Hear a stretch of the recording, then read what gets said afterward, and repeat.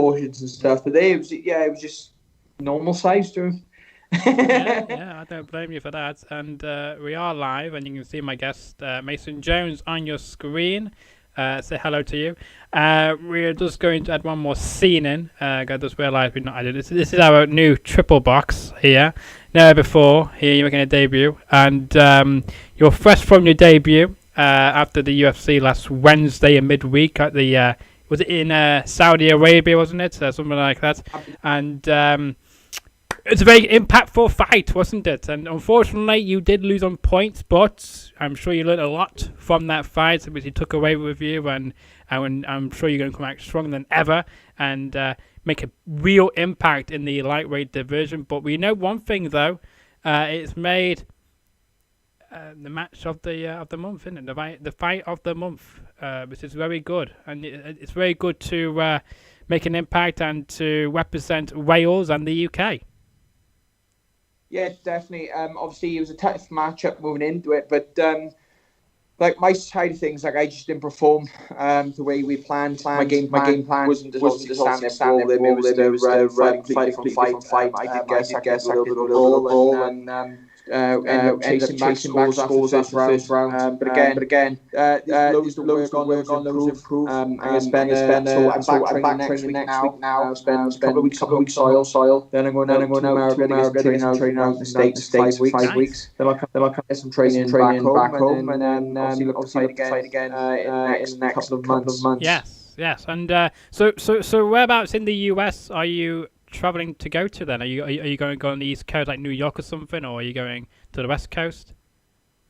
To be fair, I need to sort of manager because carrying out the US is a bit of a problem. So I've got to work visa, but to get presidential to be able to fly to the US due to the borders being closed. But I think I'll probably end up going to Vegas for a few days, training the PI, doing some of the testing they have there, making the most of their facilities, and then I'll probably head back to Team Alpha Male in California and get a couple of weeks out training with friends in California, head back and really start the Nice. Good old California, hopefully. And as I say as well, we should bring in my next guest as well, because he's our guest host here for this evening, because he's very intrigued into your fight of last Wednesday, and I thought let's bring him on the show. So my other guest this evening on the Triple Box edition is Aaron. Welcome to the Edward Fowler show, and ask away your questions.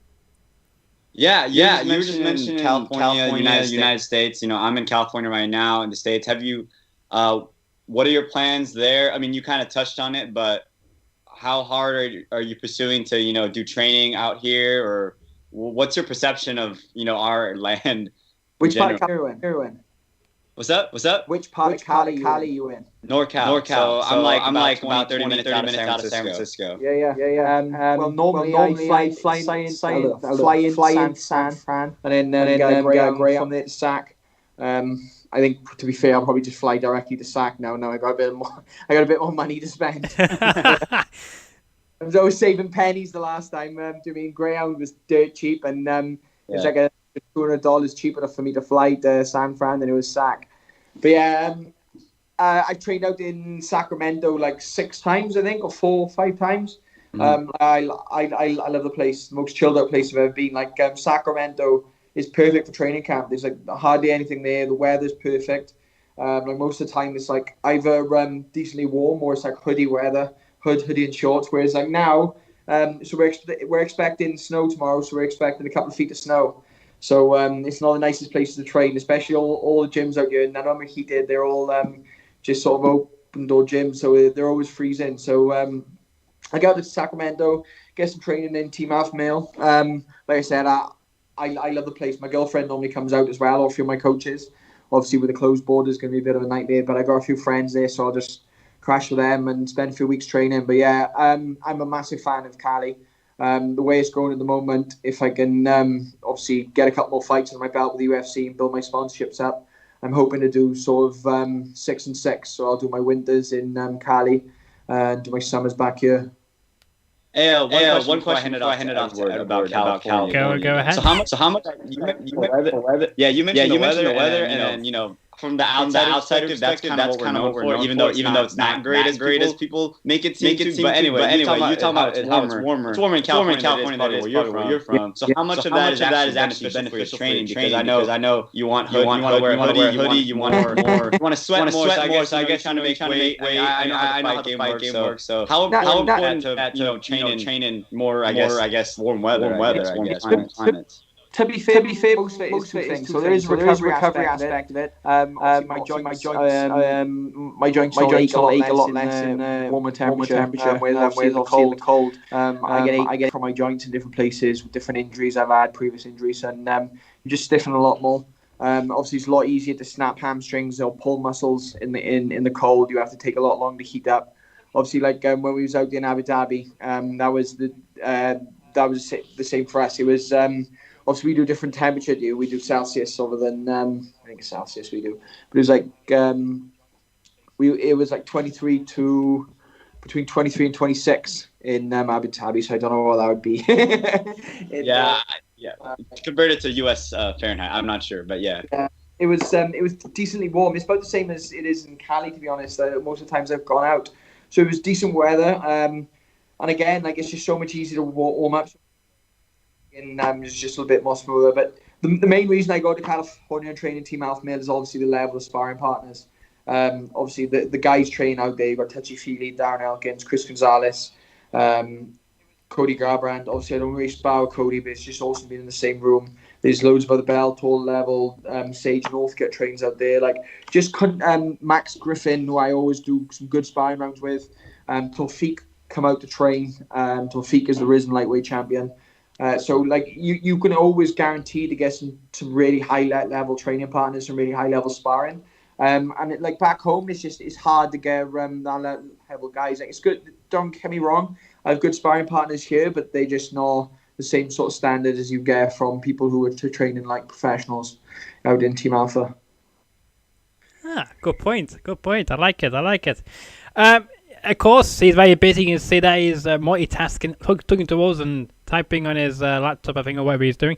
I mean, I want to know this because, I'm hoping that this interview we get to know you better and the people get to know you even better than maybe beforehand. And, what got you into fighting and into mixed martial arts, and how did you actually get into Cage Wars as well?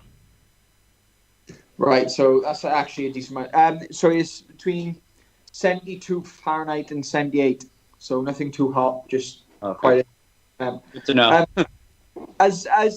So I got into fighting at a young age. We obviously play a lot. A lot of people play a lot of soccer in Wales, either soccer or rugby. When I was a kid, my parents did the same as they did with the rest of my brothers. Took me to soccer. My brothers were all really decent level. My younger brother played semi-professional level, and my older brother was decent as well. My younger brother did my two younger brothers did semi-professional football. Nice. So they did. They were both decent. I was terrible. Couldn't kick a ball with either foot. And then rugby, the only thing I was good at was tackling. They said all I wanted to do when I was a kid, I was between 5 and 7, was fight people or run around with swords. Or they said I just want to be a ninja or fight. That was all I really wanted to do. I always struggled with my temper. I was always quite hot. Always like sort of easy kicking off, and as a kid, I really struggled with it. So they found me an MMA gym, martial arts gym, and sort of I really went from there. I started in kickboxing and then early MMA, and I jumped from sport to sport. Really, until you found your match, like the place you want to, be a part of, kind of thing. Well, no, not really. I went from martial art when I was. When I first started when I was 7, as the kickboxing gym I started at, it was the same place where Joseph Duffy, Jack Marshman, Jack Shaw, Richard Shaw, all those were training at. Gotcha. They did an early onset, like an early version of MMA, which we just literally called self-defense classes. And those guys were going on to do like strike and grappling events and early versions of MMA before the Cage Warriors really started tearing through. So I started with that, and when I started seeing like all the guys going on about UFC, and I started watching some of the shows when I was young, like anywhere between by the time I was probably between 9 or 12, I really sort of knew what I wanted to do. And then everything else leading up to it was just to sort of was to get me to that level. So like I did judo as a equivalent to wrestling, because obviously the US wrestling, it was so sort of diverse and such a good level that I needed something to sort of counteract that. So I started judo, ended up going into the GB squad, and ended up going away and competing with Welsh and the GB team all over Europe and competing in high level tournaments, European Cups and whatnot. I qualified for Commonwealth Games. Ready for the Glasgow Commonwealth Games. I had enough qualification points. I just took an injury just before the qualifications were finished. That's a shame. I went back into boxing before going into MMA because I wanted to sharpen up my hands. Ended up going 3-0 as a pro boxer with 6 cancelled fights. And then obviously I just literally got fed up of missing opportunities because fights were getting cancelled and shows were getting dropped left, right and centre. So I went back and spoke to one of the guys who run the Cage Warriors Wales shows, and literally said to him, "Look, I'm ready to go now. Can you get me on the card?" And he said, "Yeah, no problem." And I did my medicals to make my debut. My first opponent failed his brain scans, and my second opponent failed his safe MMA checks for retina tear. So they got me a unified amateur opponent, who I finished in the first round with a Kimura in about 4 minutes. And then after that, I just started my Cage Warriors tear through. I had 1 fight off promotion, and that was literally just to do with I signed a 5-fight contract with Cage Warriors after my debut, and they only had 1 card left in the year, which was in the Netherlands, and they had Belgium, sorry, and they had I asked to compete over there, and they said they had no one ready to match me with.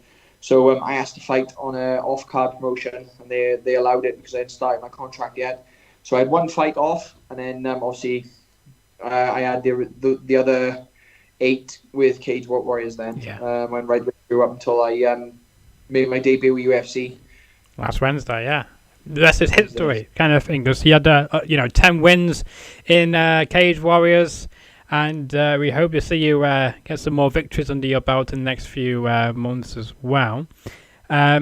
How did you prepare then for your first fight in the UFC against Mike Davis then? Because he gave you a good challenge, didn't he? And and I want to know as well, how is your eyes doing as well after that fight last week? Because they look a bit better now than they did last week. To be fair, last week they were pretty much fine. Like after the fight, I had bruising over my left eye.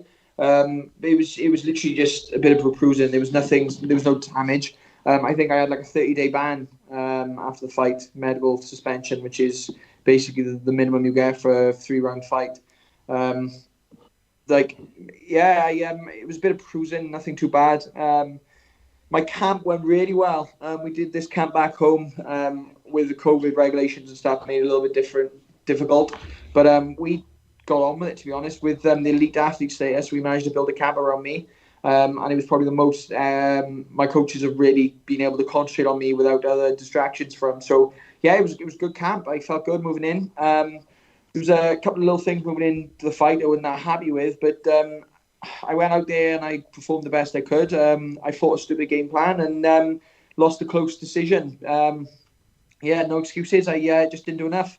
Like coming into the 3rd round, I knew we was probably about 1 apiece. I knew it was close. And then I thought I nipped it at the start of round 3, and I thought I was up. And in the last minute, I think he did enough to win the fight. Yeah. And like looking back, one of the things we're good at is I probably should have taken him down in the last minute and controlled him. There was more than able to. He was tired, more tired than I was. He was sort of saving himself for that last flurry in the last minute. And if you're going to fight a stupid fight, you at least got to be clever enough to nip victory. And I let slip through my fingers. And no excuses from me. Just go home, improve, and come back. Indeed, and I like how you go back in time and you go back and review the fight as well to see what you can improve on, what things you should have done quicker or sooner than you should have done. So it's quite good, and we're looking forward to see how you're going to improve as well, because I'm sure in your next fight it'll be a different ball game for you in your next fight, I'm sure.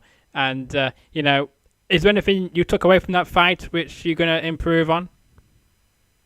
Oh yeah, lots of things. Obviously, standing in front of someone and trading would be a good start. I'm very mobile fighting normally. I got good feet, good footwork, and I stayed in front of him and kept my hands low, which is a stupid thing to do, which I never really do in the rest of my fight. So yeah, loads to work on, loads to improve. At the end of the day, if I'd gone in there and knocked him out, I would have had things I wanted to improve on. That's just the way I am. I'm going to be the best in this division. It's just a matter of time. That's it. I'm 25 years of age. I think by the end of next year. I want to do it at the end of this year, but there's no the way it's going to go. I'll probably have to take my time a bit longer now. I'm going to be in the top 15 by the end of next year, and then we'll start climbing through the ranks. Yeah, in the lightweight division for sure. Have you got anything you want to ask, Aaron? Yeah. Quick question. Just you mentioned that obviously.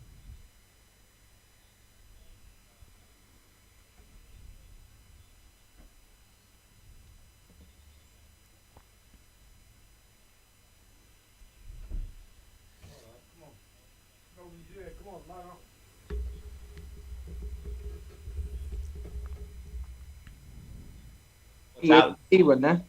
Was that ABC? No, it was on an ESPN, which is just. Oh, it was ESPN. So that's the channel we have. They told us before the fight they'd signed a network deal with ABC, so it was going to be broadcast a bit more over the US. So yeah, it was a massive achievement for me. It's obviously that was where I meant to be. Like I made the walk. There was no nerves, there was no pressure. Like someone asked me this not long ago. They said, "Oh, did you struggle with the pressure difference?" And it was like, no, there was no pressure. Like that's where I meant to be. I felt at home in that cage. I felt at home making the walk, and I felt at home in there. Like there's no extra pressure. I just didn't perform the way I should have performed. Like I'm such a better fighter than that. And like we knew moving in there that he was no joke. Mike was no joke. He'd fought high level opponents. He was a decent caliber guy. He knocked out so many people, and like I knew like striking wise I could beat him. I knew wrestling wise I could beat him, but it was just I made so many little errors that sort of amounted to me losing that fight. And yeah, there's no hard feelings, there's no negative views. It's just go back, improve, and come back. Like I made it more difficult for myself. Whereas if I beat Mike, it would have sort of jetted me up a bit off my debut. But at the end of the day, it was a close fight. There was a lot of people who said it could have gone either way, which sort of appeals to me because it means that I was that 1% short. And I only fought at like 30% of my capacity. Like looking back, I 100% think Mike deserved to win that fight. I watched it back, and when I was in there, I said straight away, I haven't done enough to win the fight. I think he sort of won it in the last minute. He won the first round, and he won the last minute of the last round, and that's what the judges see, and that's what the judges know. And like as an experienced fighter, I knew myself I hadn't done enough. So yeah, big shout out to Mike, and congratulations on the fight. I'll just go back, rebuild, and come back. And then moving forward, how good do you feel that you're a part of the UFC? Despite the loss, you're still part of the biggest, by far, biggest MMA like brand in the whole world, and it's not even close. So what's it like knowing moving forward you could still get more opportunities to be on a great platform, and obviously whatever with running by Dana White, who's like a huge figure, and just talk about what's that like moving forward and how that makes you feel for your career. I've said this all the way through my career. Like UFC's always been inevitable. Like I've always known that's where I'm going. I've always known I'm good enough to go there, and I've always known I'm like good enough to be there. And like I've just got to prove to people that that's somewhere I deserve to be. And like I think that start with Mike was decent, but again I come away with a loss, not a win. So I've just got to sort of cement my foundations in the UFC now, and then I can start to make the climb up. Like you don't sort of try and make a growth without stable foundations. So our next fight, I'm going to make sure that I get that win in good fashion. Like I always love an exciting fight, but I'll make sure I get that win, and then we'll slowly start to climb through. Yeah. Like obviously, UFC is a dream organization for me. It's something I've always wanted to do, and it's something that it is good to see. But I'm not one of those fighters who get there and sort of sits onto his feet and says, "Oh yeah, I've made it now. I'm in the biggest organization in the world." Like I'm not going to do that until I hit the top. Like I'm more than good enough to beat every person in this division. I've just got to go out there and I've just got to improve. And like if you look how close it is between the unranked guys, the top 15, and the top 15 to the top 1, like it's such a close. It's all about 1% gains, and I just got to spend my time. Like You look at Dustin Poirier, you look at Conor McGregor, you look at Dan Hooker, Mike Chandler. They're all in their 30s. They're all guys who've been there, and they've earned their way through. So I've just got to get my head down now, and I've just got to start grinding and start knocking up those wins in our win column, and just earning my way back to that top 15 slot. That's my next goal now, is getting into that top 15. Yeah, absolutely. I want to give you a lot of luck into doing that, because I'm sure you'll be able to achieve that, maybe even sooner than maybe you think. So we look forward to that as well. I want to know though as well, like, have you got a particular opponent you want to face in the lightweight division in the future? Yeah, everyone I need. I mean, like, it all depends on who Sean wants me to fight. Like, my next fight is going to be a tough test as well. That's always going to be. Like, the lightweight division is a shark pit. That's it. You fight sharks, so it's all about eating whoever's in front of you until you're the biggest fish in the sea. That's just the way it is. So I'm just going to do my climb and beat everyone I need to. That's it. Full stop. Like, there's no one I don't want to fight. Whoever comes up, I sign and I go. Yeah, fair enough. Also, as well, there's been a lot of people comparing you, haven't there, to Conor McGregor as well. What do you say to them people? I'm here to do my own legacy, to sort of write my own journey and make my own footsteps. I don't really want to be anyone else or be compared to anyone else. But I did the champ thing, and they compared me to him, which is awesome. It was awesome for my marketing and the way I got pushed in the UFC. Like, I had some very good marketing moving forward. So it's just a benefit. So yeah, if they compare me to that, that's fine. If they want to compare me to someone else, that's fine. But I'll just go out there and prove that I'm myself and that I'm a singular object. Like, there's only going to be one of me. Only one of you. Quite good, isn't it? Do you have anything to add, Aaron, or? No, you can go ahead. I might drift into a different topic because I'm interested about. I want to ask a question about just UFC and Dana White in general, and what he could tell the fans of what he's like. Whatever your encounter was with him. I mean, I'm sure it hasn't been as long as some of the other UFC fighters, but what was your encounter with him like? And can you just tell us, because you got a fan account of him, obviously. So to be fair, I didn't really get much time with Dana. I met him during the weigh-ins, shook his hand and said hello.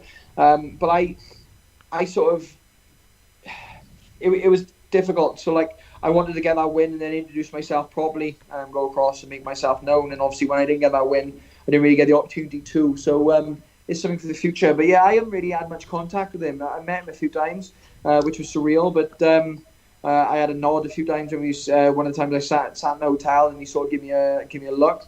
But I had a quick chat to DC, Daniel Cormier. Oh yeah, I've seen your picture you posted on your Instagram with him. Cool. Paul Felder I had a good conversation with. I sat next to Dan Hardy on the plane. Nice.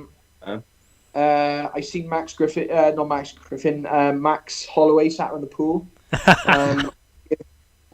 Dustin Poirier in the hotel. It's just sort of like, you don't want to fangirl these people, and like, I'm not the type of person to run up to people and be like, oh, can I have a photo?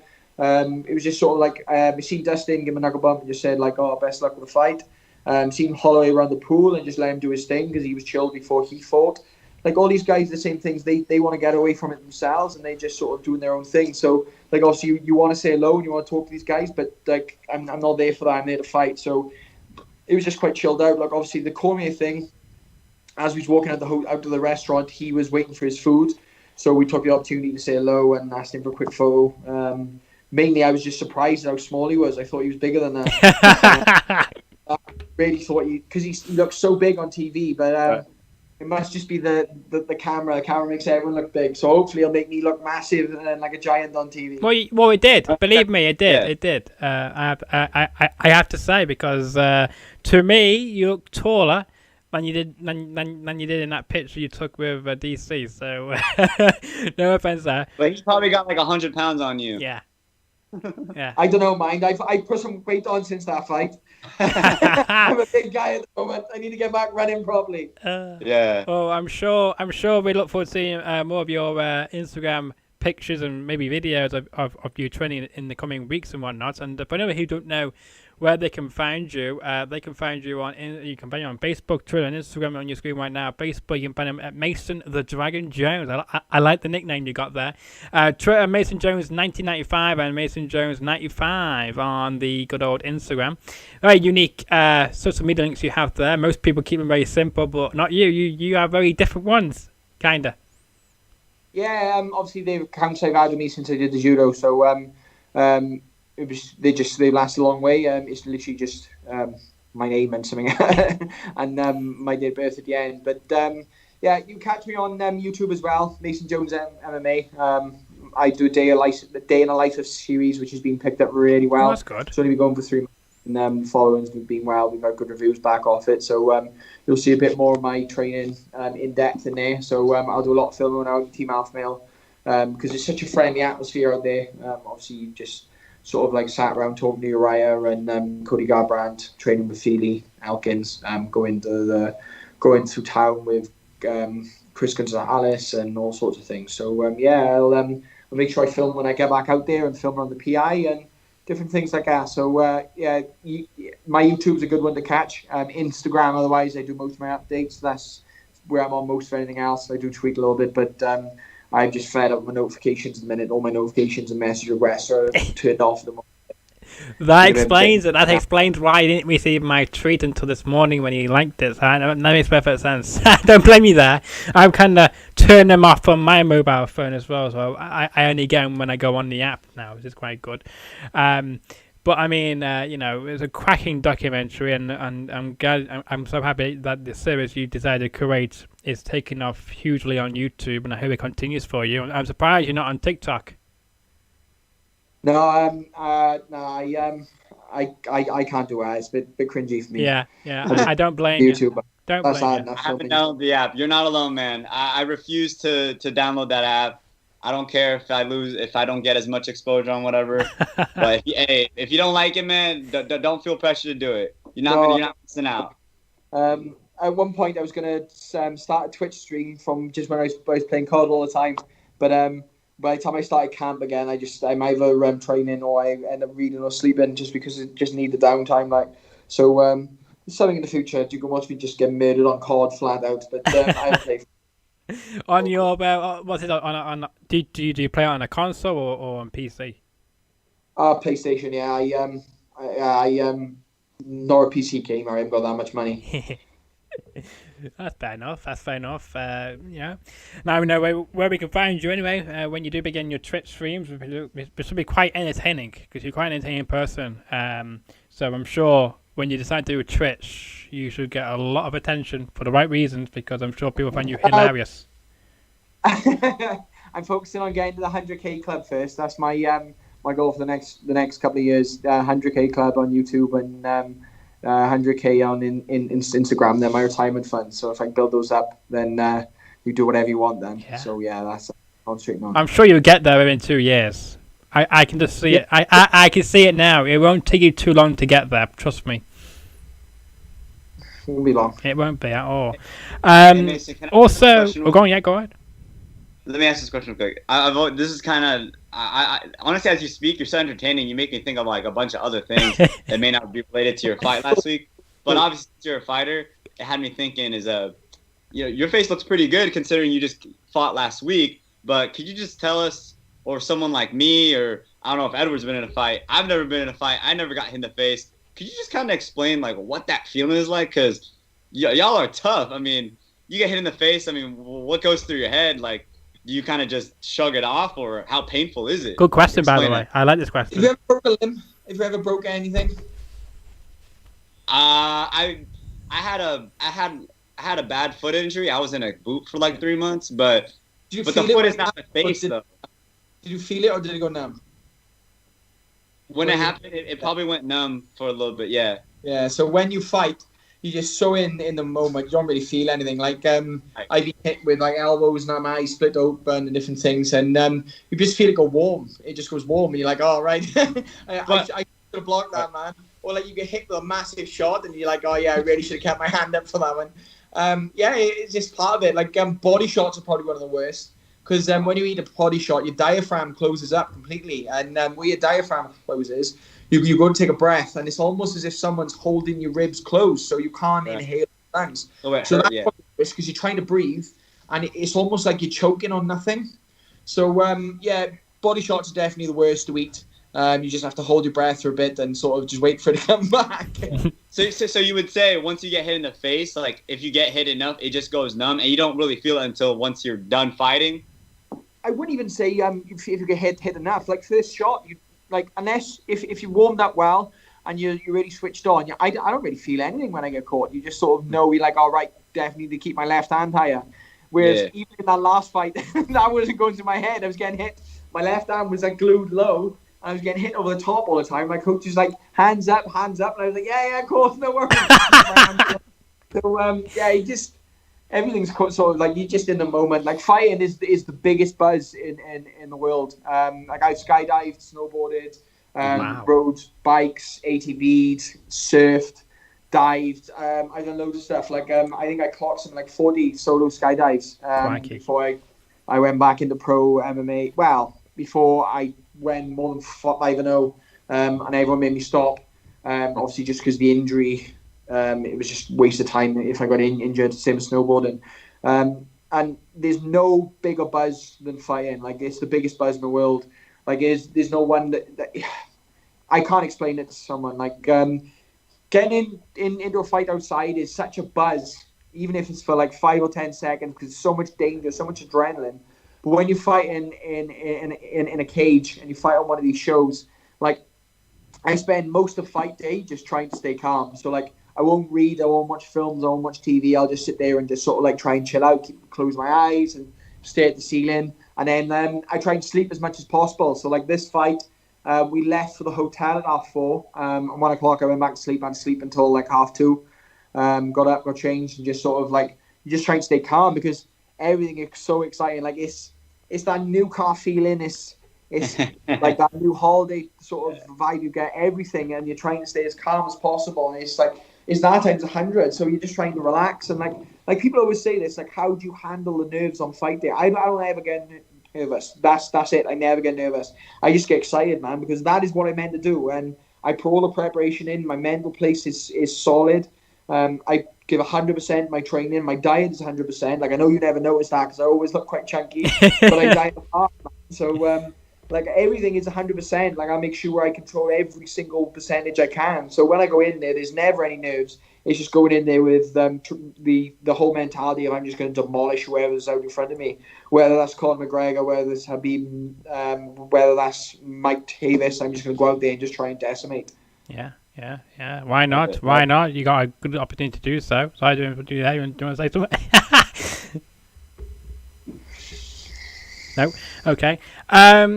So what do you make of YouTubers wanting to get involved now in the world of the fighting world? Do you think that's a good idea? Do you support that, or do you think that they should still stick to YouTubing and stay out of the professional world of mixed martial arts and lead up to the big boys? Like yourself.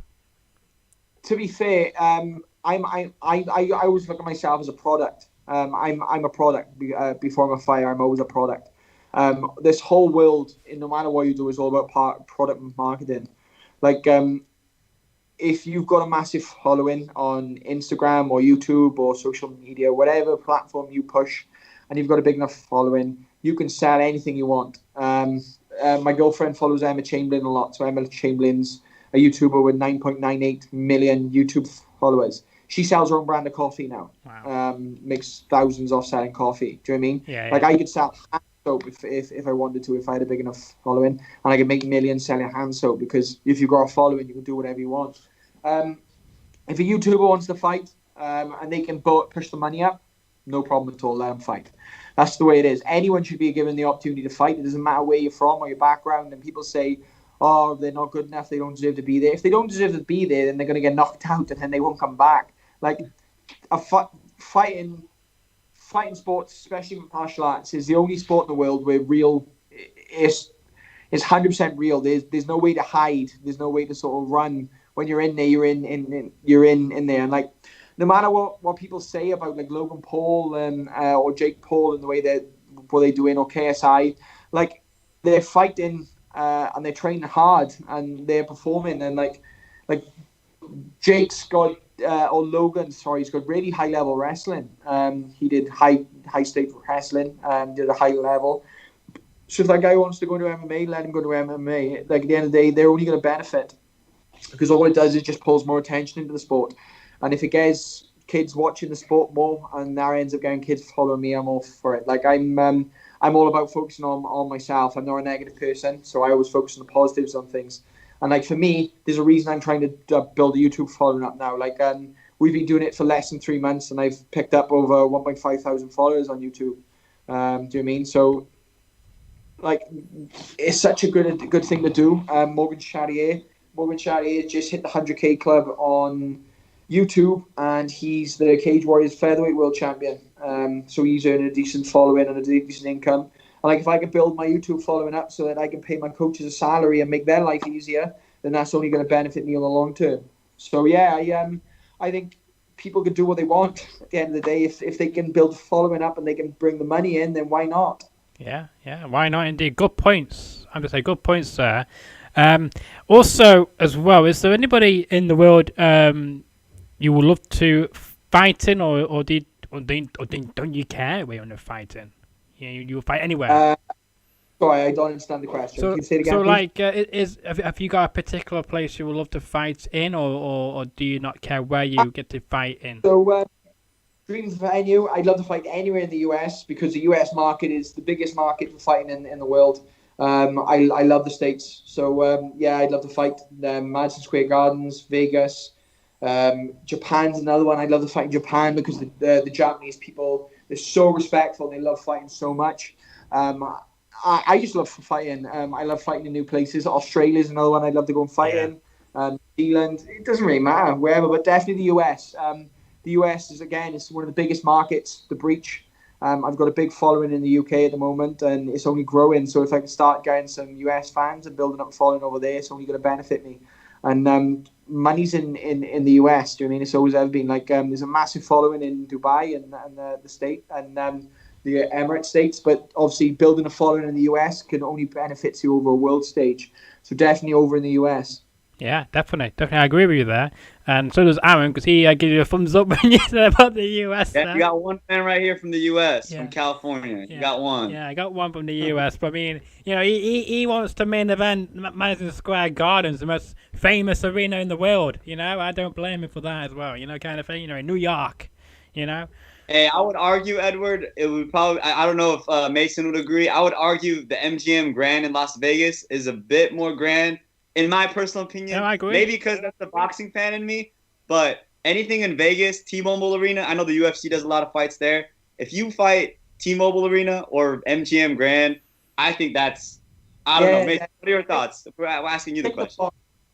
Yeah, I just want to fight in all of the states, to be honest. Like, I'm not the type of person who's going to turn something down. Obviously, the tax brackets in the States is a bit of a kick. But that's what's good about Abu Dhabi. So Abu Dhabi's tax-free. Oh, that's good. So, way. Your income's at the end of the year then, like. So it's a bit better rather than obviously paying like a New York tax, which is like scalping myself. But it's what it is. Crikey. So in your downtime then, when you do relax from the world of MMA, do you, apart from playing video games or whatnot, do you do anything else? Do you read? Do you watch TV? Do you do anything else, or is that pretty much it? So I stopped doing the extreme sports. To be fair, like I normally ride bikes, motorbikes, push bikes, all different things. But I've stopped doing all that at the moment. I think I'm probably going to end up buying a motorbike in the next couple of years again. But just to get back to the gym, I'm pretty much stopped doing most of it.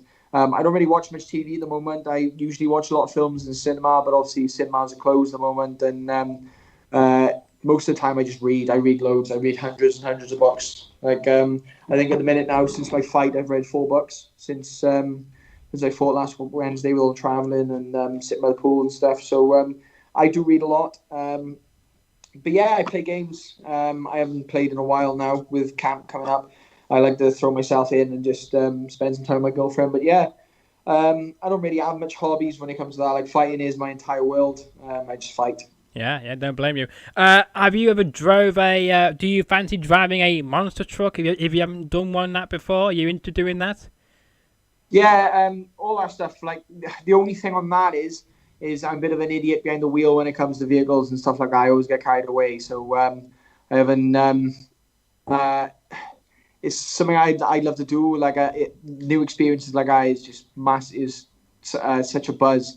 But I just gotta be careful what I'm doing at the moment. Obviously, making sure I don't get injured Of and course, sustain my career as much as possible.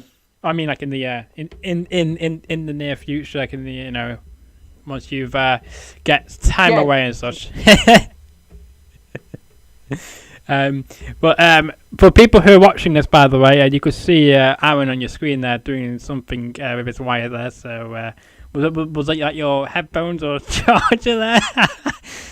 No, I'm in my garage right now, and the garage is opening. So sorry for some background noise. Oh no, we don't hear nothing. Don't worry. Okay. I had people moving in and out. So in my house. Very busy day in California, then, isn't it, for you, then, Aaron? Yeah. But so do you follow much football then? Do you, Mason, or not? Do you just focus away from football? Soccer or football? Because obviously Aaron's US, and he. Do you mean American football? Yeah, soccer, football. If you follow both of them, or just one of them, or none of them. Man, to be honest, my family's a massive soccer family. They love it. I don't think I could even tell you most of the rules. And we like watching a lot of the NFL when we're out in the States. It's like such a massive atmosphere. But I don't have a team or anything like that. Same with soccer, really. Like someone asked the questions in the UFC, which was, do you have a family team? And I said, obviously, Cardiff is a local family team because my brothers have both played and they're massive fans. And I had a load of abuse for that. But yeah, I don't really have a soccer team. We just sort of, I just love fighting. That's me. Yeah. Mason, let me ask you. You mentioned the NFL in the UK. What's big? Like, what's famous from the NFL that's big in the UK? Like, who, what team, what player? Maybe Brady. I don't know who. Obviously, Brady. Players play. The majority like. They're not that specialist when it comes to the NFL. Like I know a lot of my friends do stay up to watch it, especially what's it called? It's Super Bowl. Super Bowl. They all stay up to watch the Super Bowl. Yeah, man. They all love it out there. So out here. So I got a lot of friends who stay up to watch the Super Bowl, and they love watching the NFL just because it's such a different sport. But like I don't think many of the people I'm friends with would be able to tell you like who they support. I don't know, to be fair. Some of my friends may actually support it because a lot of them do. Like one of my friends travels out the States more than I do, so he's out there a lot. So he probably has his favorite team. But yeah, I'm just a big fighter through and through, man. Do you know what I mean? Like one of the reasons I like hockey so much at one point was because I loved when they used to fight all the time. And now obviously they calmed that down now, and they've calmed it right down. So it's less fun to watch. It is, isn't it? I used to just tune into the NHL just to see who's going to fight, what's going to fight, what's going to happen. But as you say, they tone it down now because probably it's health and safety or something like that, because they probably don't think it's a suitable place for fighting to take place. But oh well, it is what it is. So let's talk about this. Do you have any merch which people can buy from you, to support you as well, or not yet? There's a couple of there's a T-shirt on Tatami Fightwear, was a big sponsor of mine. Tatami have a T-shirt of mine, but we're in the process of sorting out some hoodies and some caps and stuff. So that'll be out soon. Oh, nice. I'll get some of that sorted. I actually had a load printed out, and I didn't really like the printing, so they've got to go back and they've got to be sorted. Fair enough. And then we'll sort releasing them. Like I want to make sure everything's perfect. But yeah, not yet. It's part of the growth thing. Like obviously. I can market on my Instagram now, but I want to leave it a little bit longer. A couple of different things I want to sort out. But they'll be out soon. Yeah, that's good to hear then. Will you include any mugs or anything like that in the future? Who knows? Who knows? Giving you ideas here. Giving you ideas. Anyway, let's see, what else do we have to say to you? Are you into music? Because I bet like before you go out, you probably have some music to get in the zone before you go out to fight whoever you may be fighting. Is that right? Because no, most people do that before they go out. Do you do that, or you just say as you best said before? I don't really have any sort of traditions or sort of habits I do before I fight. I just sort of like just chill out and go. Like we always have a saying, which is always ready to fight. Like I can walk in the shop and I'll be ready to throw bombs. Like I don't really have like a lucky pair of boxes or anything. They just change to sort of drag you down. I listen to a lot of J. Cole before I fight just because it chills me out. Me and my girlfriend both love J. Cole, man. So we rap along to a lot of Forest Drive. Well, attempt. I'm not the whitest person ever when it comes to rapping. So J. Cole's got a good rhythm, a good pace. It's nothing too complex. So yeah, we rap along to a lot of this song, especially getting wrapped up. Like I normally listen to Forest Hills Drive when I get wrapped. But again, I'm always ready to fight, man. There's never anything that's set in tradition. So I listen to whatever. Cool. Have you got anything you want to add? J. Cole's birthday yesterday. Oh, yeah, was it now? Shout out. How old was he? Do you know? 36. 36. Wow. He's older than I thought, but yeah. You seen him live? Yeah. Wow. Ever seen him live? Me, I have not, but I've talked to everyone who has. They think he's amazing. So yeah, I love J. Cole, man. Like he's like top 3, top 5, like in the U.S. like rappers, like right now. Who's number one then? Who's number one? I'm not going by ability. Sorry, my camera. Go on. I would say, okay, the power rankings right now in the U.S., we're not talking about, like, skill. Yeah. We're talking about just popularity. It probably goes Drake. Yeah. Because Drake has conquered Canada and the U.S. Yeah. And so the Drake's UK. probably the biggest. UK. Everywhere. So Drake. I would probably say Kendrick Lamar. Even though he hasn't done anything in a long time, but he's so good, he could do that. I would say Kendrick Lamar. Future's pretty big. Future's good, yeah. Future and Travis Scott are like the 4 bona fide. Maybe I'd put Lil Uzi up there too. I'm not counting the whole time. I'm not counting like Eminem and Jay-Z or any of those guys. A lot of Kanye West's old stuff is fire. His newer stuff I wasn't that big a fan of, but his old stuff, it was same as Gambino. Childish Gambino, a lot of his old stuff was like one of the best albums I listened to, and then he brought his new album out, and I just didn't feel it at all. No, me neither. I hadn't felt it in like 2016. Yeah. Yeah. Well, we interview a lot of music people on this show as well, so you might find some new people you may want to follow on my channel as well, because we interview some hip hoppers and rappers as well, up and comers. Which you've probably never heard of, but they got a good following as well. But they might be. I'm telling you, Mason. Once you get that fight in Vegas, all the celebs are going to show up. Yes, they will. It works. Yes. Won't be long, man. Cross our fingers. Because what happens in Vegas stays in Vegas. That's what happens. I have to go soon. I'm cooking food for my girlfriend soon, so I didn't realize it was nearly 10 o'clock. So I will have to go soon because she'll kill me if I don't cook dinner. Before we let you go, what dinner have you promised to make her? So I make a lovely spicy pasta from fresh for her. So I make a sauce, use some fresh pasta and cook it. I love cooking. Obviously, I'm used to cooking when I diet all the time. So I like to eat quite fresh. So I normally like to make everything from scratch. So I'll make a nice spicy chicken pasta with a nice sauce for her. She loves it, so it's one of her favorites. Nice. So yeah. And my second to last question to you is, who would you suggest or recommend to come on this show next after you? I do hope you enjoy your time on the show tonight as well. Because we rambled on, haven't we? Aaron Khalid or Ben Ellis are brilliant shouts to come on. Both of them are on tears through Cage Warriors at the moment. Aaron Khalid's just coming off a loss at the moment, and Ben is on a 4-fight win streak, I think. But both of them are gents, brilliant people to have on. So yeah, brilliant people to get behind, especially on the Cage Warriors roster. A lot of people in the US really don't see a lot of the Cage Warriors guys, but like Cage Warriors is massive for producing people who come through straight into UFC and really going to tear. Like Joanna Jodajevic, if I can say her name, she's a Cage Warriors vet. Anderson Silva was Cage Warriors. Mike Bisping, Conor McGregor, multiple of us, Dan Hardy. God, Jack Shaw, me, loads and loads. Nathaniel Wood.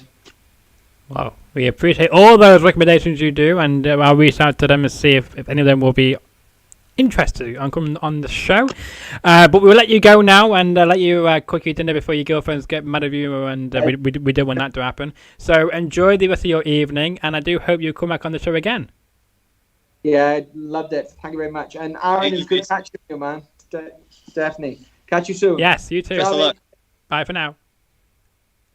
Okay, so he's left, I believe, and we've still got Aaron here. So what do you make of your debut? I just turned you off. Hang on, press 1 button. What do you make of your interesting debut here? Did you enjoy that?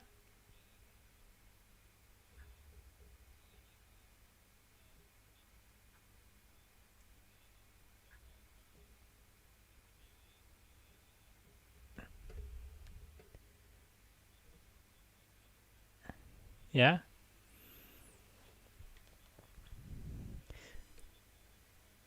Yeah. Well, that's what we do. That's what we do here. That's what we do on the NFL show. We don't really, we don't stay on topic of UFC or whatnot. We go off topic. We talk about everything. Try and get to know Mason Jones or whoever it may be a lot better, because in their interviews, on national TV and on media, mainstream media, they have about 6 or 30 minutes with them, and then that's it. You don't get to learn a lot about them. You did talk about the fight and what else to do with the fight or UFC or their career, and that's it. But here, lay back, get to know more in depth, not about that topic, but other topics as well. And I'm sure we learned a lot about Mason Jones. And did you learn anything new from Mason Jones? Because I bet you were quite still new about who he was, obviously, but I mean, I'm sure you picked up a lot of new things.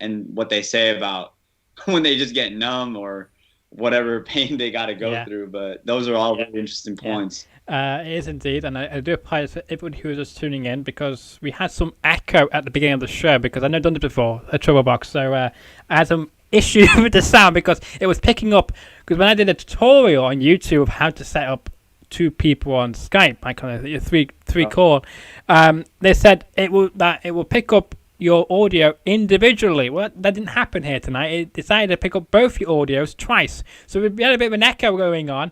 So I kind of muted yours so that we could have one audio for both of you and Mason, and then I forgot to unmute it when we came to you. So I apologize to anyone who was listening to that. You couldn't hear Aaron's responses until the bit at the end of that last sentence. My camera was acting up and I had stuff going on in the back, so my apologies. No, we couldn't hear that. But I mean, I just want to apologize to the viewers who will be tuning in and thinking, what's he trying to say? Can't hear him. But yeah, we fixed that. You should be able to hear him now loud and clear. Big news in the college football as well. I don't know if you saw. But USA Today has posted that college basketball, how was it?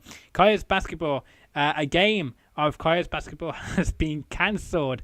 I saw that before we came live here, about just over an hour ago. That came out, and I think I might have lost it. But did you see that story by any chance or not? Yeah, you're talking about Texas, Kentucky? Yes, that's it. That's the game. Do you know why it's being cancelled? I think I hadn't really read into it, but so if it got canceled, what it took would probably be some sort of COVID contact tracing. It may not have been necessarily that a bunch of team members test positive, but they might have been around people who did. So it's like they couldn't, even if they test negative, it's like a whole like contact tracing thing. Sometimes you're not contagious. It's like, you know how it is. The coronavirus is very like difficult to even track. Like even a test doesn't say everything, because you could still have the disease but not test positive for it. So I think that's what they were doing. They were like trying to work out some contact tracing and couldn't find out who had it, who doesn't.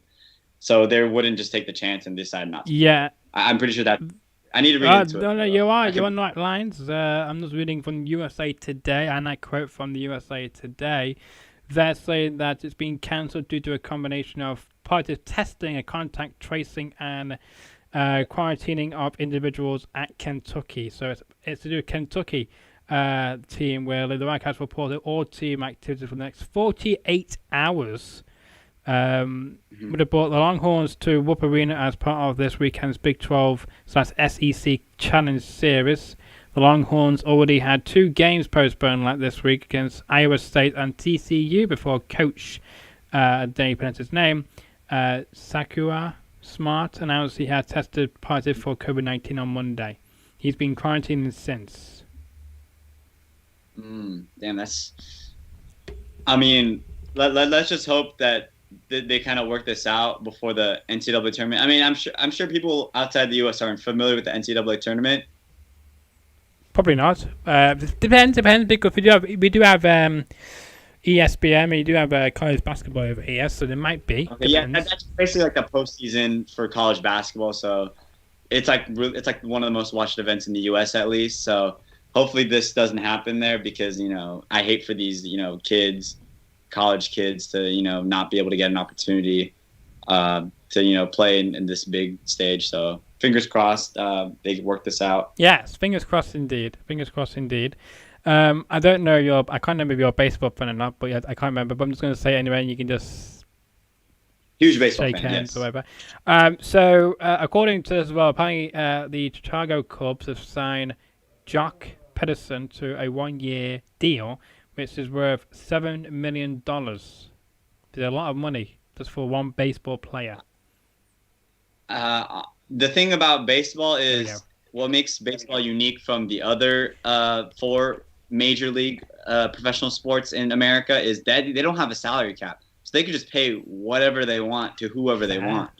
That's why, I mean, $7 million is probably nothing for them. It sounds a lot, but it's probably nothing in the context of I mean, look up what Giancarlo Stanton is making on the Yankees or something, or someone on the Yankees is making. So it's ridiculous in baseball, the money. Sure, it is. It is because I remember playing it and on the Major League Baseball, the show 20, and it was like people were charging like $6 million, $18 million. There you go. A nice picture of that. So yeah, that's very interesting. Why they not put a cap on it? Maybe that might come in the future of baseball, maybe, because I'm sure after this pandemic they might have to cut back on expenses and whatnot, so they might have to bring it in sooner rather than later. Could be completely wrong as well. They might decide not to do that, or just carry on as normal. We have to see about that. But we have to see. Of course, as I say as well, we should let people know that they can follow you, because they're probably thinking, who is Aaron? So we just kind of threw you into it this evening, didn't we? Yeah, no. So let's just tell people about you, and and your social media links are on the screen as well, Twitter and Instagram. That Instagram it's Aaron with 3 A's. It's a unique, and of course he's on Twitter as well, on the links to description below that on your screen. But yeah, so just tell people who you are, because I know who you are, but many people probably do not know who you are. But after tonight, they probably know that you're actually quite knowledgeable about UFC and about Mason Jones and other things. I mean, aside from my career-wise, but me as a person, sports, probably I love all sport, or most sports, I should say. But I'm a journalist. I just graduated college. So the last 3 years, I was a beat writer for my school's college football team at San Diego State in California, USA. So yeah, I just love covering, whether it's basketball, football, baseball. I love me some boxing, UFC. I love the Olympics, which is sad and not happening, but I just love all sports, and I hope to one day, be on write about it like full time as a career.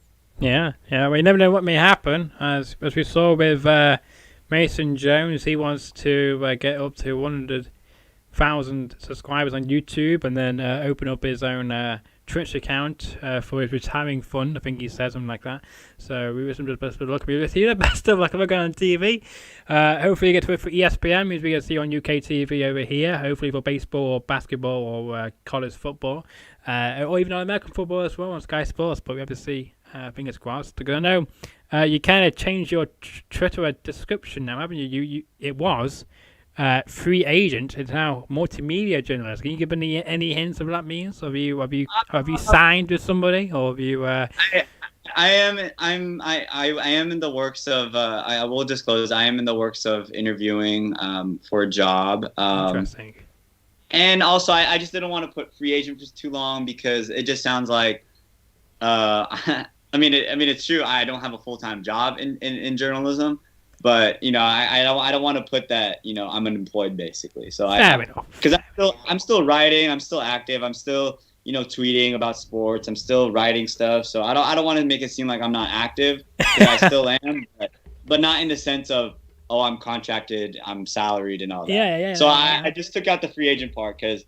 I'm still active, I'm on your show. I'm still doing things. Obviously, yes, we can see that. But I mean, I was just curious because I went to your Twitter to find out. I went to your Twitter this afternoon to get your social media link to put on the show, and I remember last time I went on your Twitter account, it had free agents. So I was thinking, it's definitely he must have secretly signed with somebody, and I'm waiting to announce it. So, but I do hope though something works. I hope all goes well. Let's just say well, I do hope the interviews you've had with whoever it may be over Zoom or whatnot have gone very well for you, and hopefully we might see an announcement from you then within the next few weeks. Fingers crossed.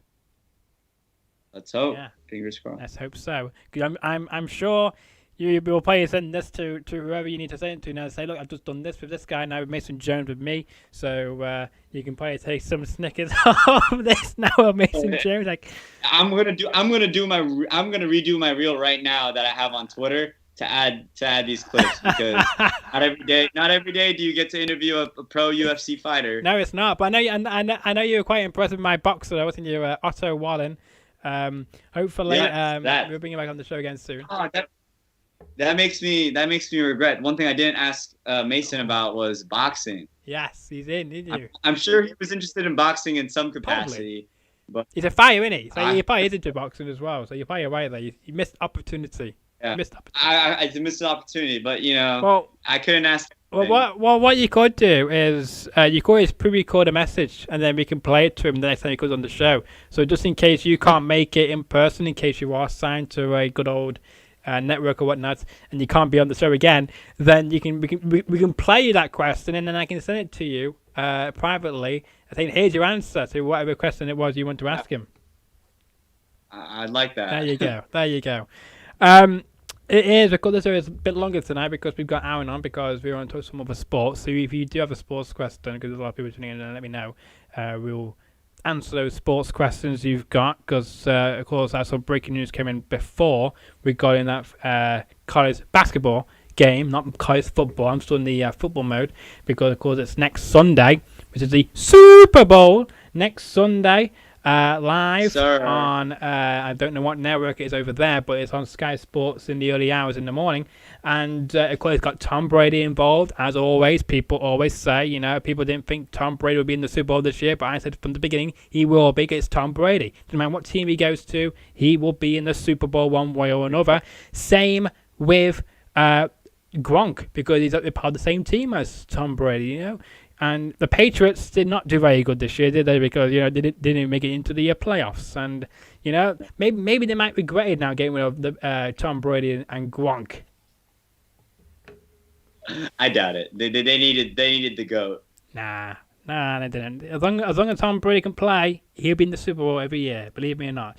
But it's gonna be a great opportunity at Tampa Bay. In Tampa Bay, I can't remember who they're playing. Isn't it the Chiefs they're playing? The Chiefs and Patrick Mahomes. Yeah. Reigning Super Bowl MVP. Yeah. Yep. Yeah. Who have you got predictions going to win? Because I do. It's going to be the Buccaneers. It's tough because my favorite player, Aaron Rodgers, got eliminated. So, I knew Green Bay. I knew Green Bay was not going to go to the Super Bowl this year. I know it for a fact. So I knew they were going to do. I'm still recovering from that, but if I were to choose, I think it's Tom Brady. It will be Tom Brady. You made the correct decision because it will be Tom Brady. It won't be. It's not a spoiler. This is the truth. It's just real. You know, you bet on it, you will get a good bet and you will win.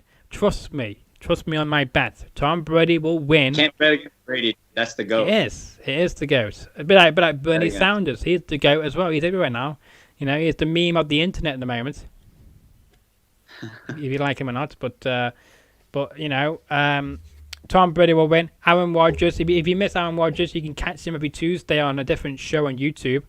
You know, making that money somewhere, even on Jeopardy as well. You know, he's gonna be making a lot of money this year. I'm sure. Yeah. Outside of football.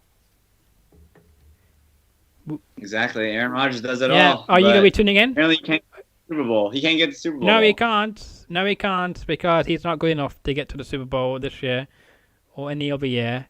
But who knows? Maybe next year might be his year. But you know, apparently he'd be leaving Green Bay, isn't he? So he could be teasing to go somewhere else. Maybe he might join the Buccaneers. Maybe that might be the new old team. You know, where all the veterans go and join the Buccaneers. You should be in San Francisco. Of course, because that's where you live. Going on the. I hope Makes so. Makes sense. But maybe you'll go to the Jags. Who knows? You never know nowadays. You don't know. But I mean, like, Urban Meyers is the new Jags coach, and there's been a lot of speculation that they're going to sign the number 1 draft pick from Clemson in the draft in April. Do you think they would do that? It would be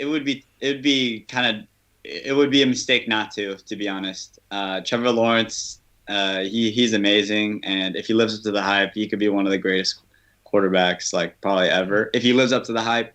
But as a prospect, you can't say no to Trevor Lawrence. So you got to take him if you can. Maybe so. But we have to see. Well, look, I got a number.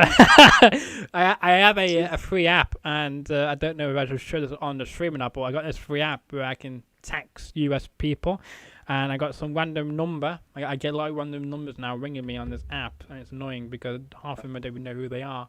And then like, they leave a voice message, and like some of them leave as a voice message, like automated voice message, or they just don't leave one. Well, they leave one, but there's no sound. So it's quite annoying. So I'm just gonna end that. But I want to say this though. Whatever happens, will you be tuning in a few months into Jeopardy to see Aaron Rodgers host it? That'd be quite interesting and curious to know what type of a host he is, because not many people know what he's like outside of Green Bay Packers or even on the Pat McAfee show every Tuesday. He co-hosts that. But I mean, it's going to be interesting. Yeah, I'll obviously tune in just because I'm a fan of his. It'll be interesting because he's not the type of guy you think of to do this kind of thing. So he's a little bit more on the low key, like introverted side. Aaron Rodgers is. He's not the most like flamboyant personality like some of these other guys. So we'll see.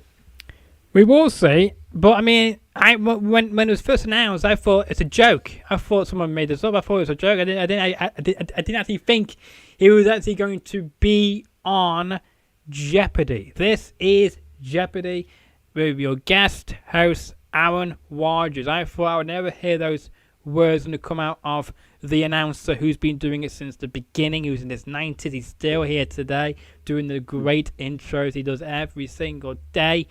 It's going to be very strange hearing those words come out of that guy's mouth of Aaron Rodgers. It's going to be interesting, I have to say. But best luck to all the players who will be playing alongside Aaron Rodgers, because I bet they're going to be even nervous or maybe too excited to meet one of their heroes, maybe, if they support Green Bay Packers. Probably. I mean, he's an icon. So it's only natural. It is, isn't it? And, of course, the other day it was the 1-year anniversary of Kobe Bryant passing away from that helicopter crash. Didn't feel like a year ago when that happened, but it has. And, a lot of tributes have been paid in again, and a lot of different documentaries have shown over the past few days of Kobe Bryant. Yeah, it's crazy. I mean, whole year, man, I feel like that's one of those events, tragic events, where you remember where you were when it happened, because it was just so devastating. Yeah, when I heard the news, I was actually it was 9 o'clock in the evening. I think okay, 6 o'clock in the evening when it was announced that there's been a helicopter crash, and of course later on in the evening, 9 o'clock, it was announced that he was the person who passed away. And then I watched CNN News, rolling coverage of CNN News on my box downstairs, breaking news and people pouring in tribute and whatnot to Kobe Bryant and his family as well. I'm just checking out my Explore page because I saw something else on there earlier today regarding sports. So I'm just going to quickly spin in that. Oh, that's right. So I saw this earlier today about Tyson Fury and Anthony Joshua. It's getting a bit more closer together between them of when that fight's going to happen. Eddie Hearn has said they're planning for June now of the Fury and Joshua fight. It will probably be in the UK, but if the UK isn't open, then where else can they play this fight, or will they cancel it to later down the line because they want to have it in the UK, they want it in Wembley Stadium in front of 90,000 people, I think, or the O2. It is how to go that route. When that fight does eventually happen, who do you got? Because I'm with Anthony Joshua in winning. I think he will beat. You got AJ? Fury, yeah. It's tough because I'd probably be rooting for Anthony Joshua, or I don't know. It's kind of a coin flip for me, but right now, I mean, a lot could happen until the fight actually happens. So I'm leaning towards Tyson Fury just because Tyson Fury's got elite boxing skills. He's got quick hands. And if you remember, Anthony Joshua's only loss was to Andy Ruiz because he had that quick hand, the ability to throw combinations. And I get it. You know, maybe Tyson Fury doesn't have the power that other guys Anthony Joshua's faced, but it could still present as a problem for him, as we saw in the Andy Ruiz loss. So we'll see. But I'm leaning towards Tyson Fury. Really? Okay. Interesting choice. Because I know we had on a boxer called Christopher Lovejoy late last year. He also goes with Tyson Fury beating Joshua as well, I believe. So 2-for-1. I'm against Tyson Fury. I just don't think he will have it in him to face to beat Anthony Joshua because it's just the way he comes across with his strikes and his stance in the ring. He just looks like somebody who doesn't fit in the position of fighting, if that makes sense. So like the way he stands from other boxers is just like out of place. That's what I'm looking for. Yeah. That's my opinion about that. I know you're not a soccer fan. But let's see what else do we have? Basketball. So you probably saw this, but Blake laughing at Bron's reaction to his flop. Did you see that? I didn't, but I did know that the Lakers lost to the Pistons last night. So what score was that? I think it was like 87-100. The Pistons beat the Lakers. But granted, Anthony Davis didn't play. But still, it's the Lakers. You got LeBron. You shouldn't lose to the Pistons. That's very true. If Blake Griffin wants to make fun of LeBron, I guess he earned the right to that night because Blake Griffin got the W. Yeah, indeed. And of course, he got the Bucks. Moving on back to the Bucks again, my favorite. Not my favorite team, obviously, but I mean, did you know this fact? Again, I'm quoting here. Apparently, Bucks WR Scott Miller can catch 7 footballs without dropping any. And they showed a clip. What? They showed a clip of Scott Miller catching 7 footballs in a row without dropping any of them. Okay. Was it throwing passes or through a machine or what? Through a machine. But yeah, see, you can't see this, but I'm just showing it to you here on the screen. This is what he's doing. He's catching the ball, but he's not dropping them. He is actually keeping them in his arms and catching more of them before he falls down. Like 7 in a row? Yeah. Or at once? Yeah. So like, well, not at once, like one after the other, but simulation. So like, he catches one, next one goes, throws at him, he catches that one as well, and then keeps it in his arms. I see I see the video where he's already had like 3 balls, but he's catching another one. Yeah. So apparently, he did 7 in a row before being until the last one. He caught it and then he fell to the floor and then they all fell out of him. But I mean, that's very impressive. That's impressive. He's not a big dude. He's probably what, a couple inches taller than me. Was he like 5'10", 5'11"? He's a small guy. He's not a small guy. Come on, he's not small. Is he like 5'10"? I'm about 5'10", 5'11". I don't think I'm that small. I don't think, but that's small in the NFL. Okay, in the NFL. Okay, I let you off in that one. No, I let you off in that one. But yeah, small for the NFL. Small for a NFL player or wide receiver. So this is predicting college football's schedule. There's a lot of teams here. These teams can start having national championship dreams now because their schedules are setting up for them, and it's so good because you've got Georgia, A&M, Texas A&M. You've got Clemson playing, I believe it's LSU. You've got, I think so. I'm just guessing here. I'm just guessing by the logo of the team. It would be cool. Yeah, to see them. yeah. And then I'm not. Oh, you got Oklahoma playing a bird, a logo emoji. Bird. Yeah, light blue with brown wings. Not sure what team that is, but I also want to know your thoughts on the Logan. Is it Logan Paul who's facing? I think not Logan Paul. Jake Paul. He's fighting Ben. The UFC fighter. The former UFC fighter. Yeah, in March the 30th. Your thoughts on that? Again, when I saw that, I thought he must be just clickbaiting or just wannabe fighters kind of thing. But it's official. He's going to be facing Ben. Is it Ben Morris? I think his name is. I don't remember. I might be wrong here. Let's see. I'm good. UFC, so that's how I know him. Yeah, I'm just going to quickly go. I did email him, but got no response yet. So maybe he will respond back. Maybe. Let's see. Yeah. So no, not Ben Morris. It's Ben Askren. So Askran. He's fighting Jake or Logan. Which Paul brother? Yeah, he's facing Jake Paul on March the 30th of this year. Should be an interesting fight. Many people are saying that Jake Paul will knock out Ben easily. This is interesting. I thought Ben would knock out Jake Paul, but many people I've been speaking to, they're saying that Jake Paul will definitely win easily against Ben on March 30th. Do you think he will beat him, or do you think Ben will beat Jake Paul? Because I thought Ben was going to beat Jake Paul. I thought it'd be an easy win for Ben since he's from the MMA world. Right. Anyone who's, it's not the exact discipline, but anyone who's a professional fighter like Ben is, I just feel like he should take on a YouTube star and beat him. May not knock him out, but he should beat him.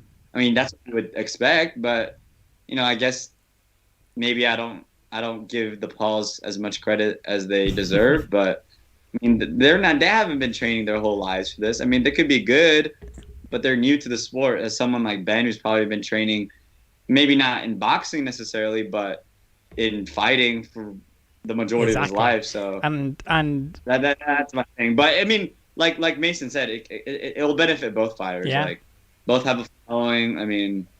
He doesn't seem to dislike or not. He doesn't seem to have a problem with these exhibitions as maybe other fight purists or boxing purists may. So, at the end of the day, it will benefit them both because it's a big stage. They both got followings on social media. Definitely do. But the thing is, though, that one of them has to lose, and that's going to be the bad thing about it. Because imagine losing to a YouTuber, like an amateur.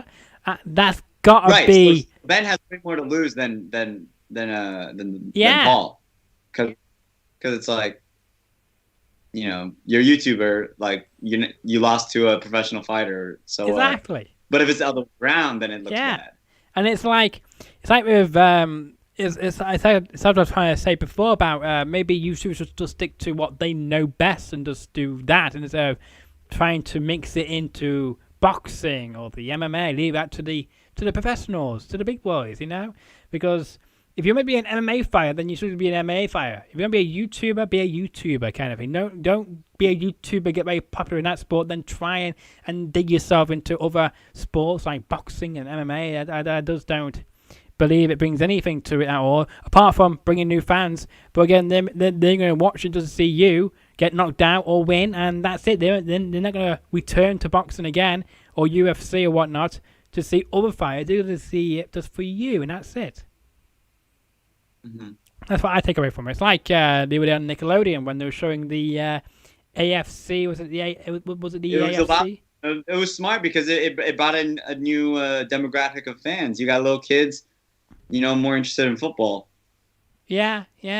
Well, I mean, did it work? Did it work? That's the thing. I wonder if it worked or not. I think it did. I actually had my uncle tell my dad about how his 6-year-old daughter started was really enjoyed the broadcast and thought it was really cool with the slime and football, because most kids nowadays, especially in the US at least, they're fans of the NBA more just because the stars are more marketable and the game is easier to follow.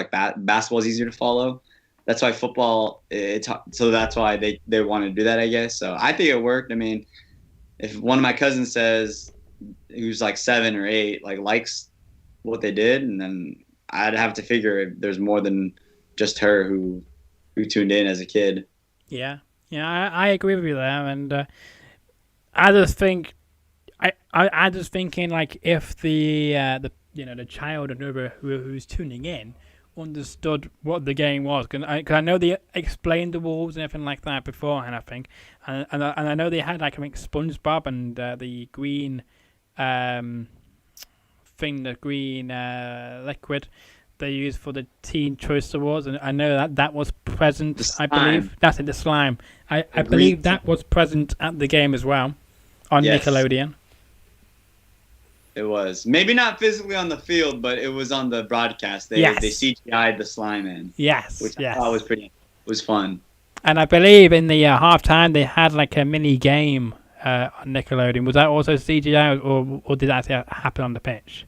I don't remember that, but if it looked like it was on the field of play, it was probably CGI'd. Okay. I might have made that up. I don't know. I saw some clips of that. Maybe people were just photoshopping it. I don't know. But please let me know if I am quite wrong. Anyway, it has been an absolute pleasure having you on the show tonight. I did hope you enjoyed this very unusual, different show, the AFI show, with Aaron and jumping in with his questions for Mason Jones as well, who was quite an interesting character, I have to say. I saw some of his interviews and I'm thinking, okay, this seems to be an interesting person, a cool guy, and he was very different. I'm hoping he brought the different side of Mason Jones, the more cool, relaxable guy after a few days or so after returning to the UK and relaxing at home while he's stuck in quarantining because of the current rules here in the UK. But I mean, it was quite a different interview we done here, and I got with Aaron jumping in as well with your questions. I was thinking, I kept throwing it back to you, thinking, I hope he's got another question to ask or he finished. Because I felt kind of bad because I didn't know when to jump in necessarily, because was he gonna ask another question? But yeah, I think it worked out pretty good. Yeah, I think he did because I know, cause I didn't know, because we were off the air, weren't we? And you asking some questions, so I was thinking to myself, do they know we're not actually live yet? I was gonna bump in, but that's why I leave it. I just leave, and then we heard Mason's response on the air as well, so that was quite nice. But we get to learn some new things here. But we do hopefully, maybe one day, if not soon, we will have you back on the show. If not, within the next few weeks, you might be off to the big time. But whatever may happen to you, make sure you do follow Aaron if you want to see him on. If you want to keep up with what he does on social media, that's not the right one. You can find him on Twitter and Instagram. His links are on your screen right there. And we wish you the best in whatever you do in the next few weeks. And again, fingers crossed with all your interviews, you're doing, with getting on TV and whatnot, and what you may be doing. I'm guessing, is it locally for you, or are you actually seeing out interviews all over the place, over the country? I'm going all over the country. Whoever call my name. But yeah, nice. Have you had responses? Yeah, I'm in the works right now. Okay. I don't really want to say no. I know. If it doesn't work out, then it's just like I don't want to say too much. But you know, I'm just wondering if you had responses. So I'm glad that you've had some responses. Yeah, I actually do. I actually have an interview this upcoming Monday. Oh, nice. So we'll see. On in person or on Zoom? It'll be in Zoom. Okay. Just because, COVID. That's the way it is nowadays, I guess. That's true. Is it for? Can you say? Is it for TV or is it for writing?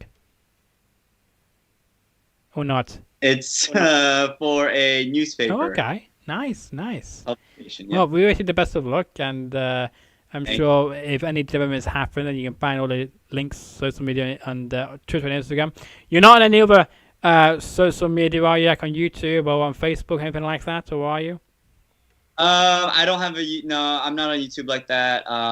Facebook, not really active. I usually just post on Facebook if my family or my grandparents want to connect with me. That's about it. But I'm mostly on Twitter. Yeah, and so Instagram. I no business page yet for Aaron. Okay, well we'll keep everyone posted because one day it might appear.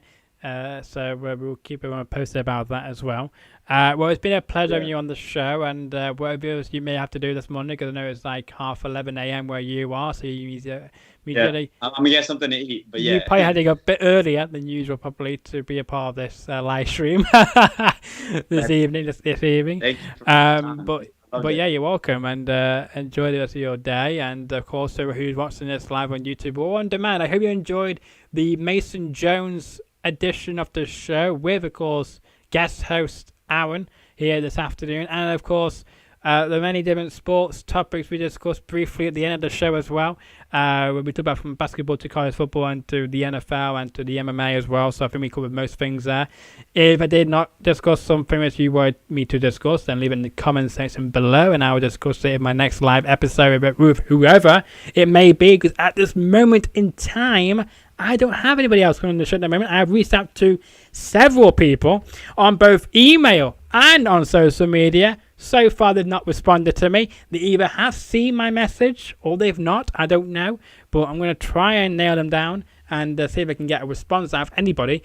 And this will probably be the last edition of the Edward Fowler Show in January of 2021. And what a great January we had. We had 2 MMA fighters on the show. We had about 4 or 5 singers, songwriters on the show. So great month for music people, I have to say. But what's going to go in February, you have to keep up posted, because it's going to get bigger and better, I believe so. And it's going to get even more interesting, I hope. But for more also from the Edward Fowler Show, though, make sure you do like the video, share it around to all your sports friends, and make sure you smash the subscribe button if you're new around here. So it means you're always notified when a new episode drops from my show with my particular guest I bring on, if you're interested in that particular topic. But for all of us here, though, enjoy the rest of your Friday evening or morning or afternoon.